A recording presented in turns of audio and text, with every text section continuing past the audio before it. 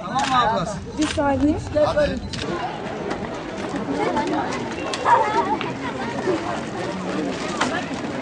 تو خیراتی خودش ترازی دل بیگوندی به خودی والله نه توالت وی هنا نه آوا وی هیا نه والله هم نه مکارم ما ایرو مبزورم نشکریا yani Türkiye'de işleri beyim.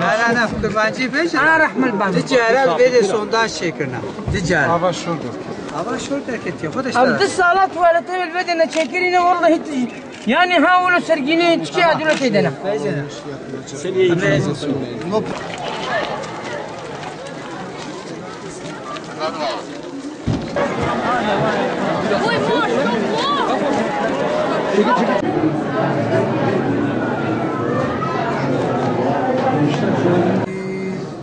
ذلك الكتاب لا ريب فيه هدى للمتقين الذين يؤمنون بالغيب ويقيمون الصلاة ومما رزقناهم ينفقون.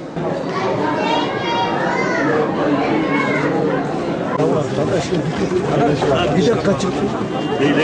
Ne dürtüyorsun beni?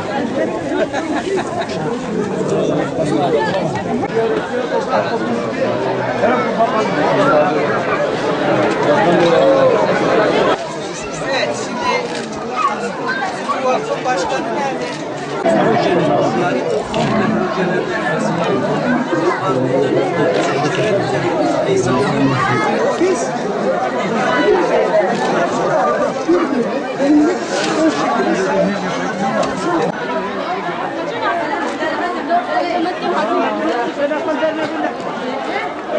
Ben de tabii ki ülkemizin refahı için, selameti için, birliği ve beraberliği için, kardeşliği için bu hakikaten önemli bir ziyaret merkezinde ülkemiz için dua ettim.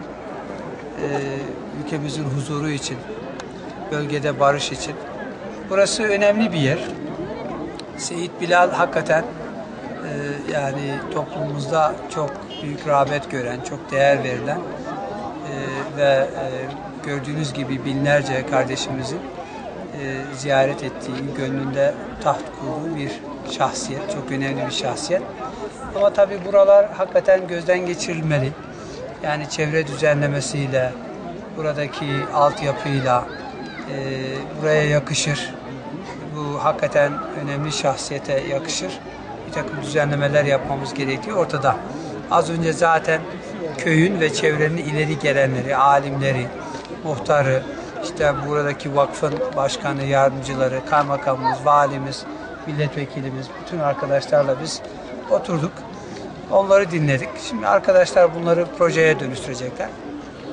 İmkanlar çerçevesinde bu ülkemizin güzel köşesini de imar etmeye, buraya yakışır, ziyaretçilere yakışır bir çerçeveye de iyileştirmeye çalışacağız.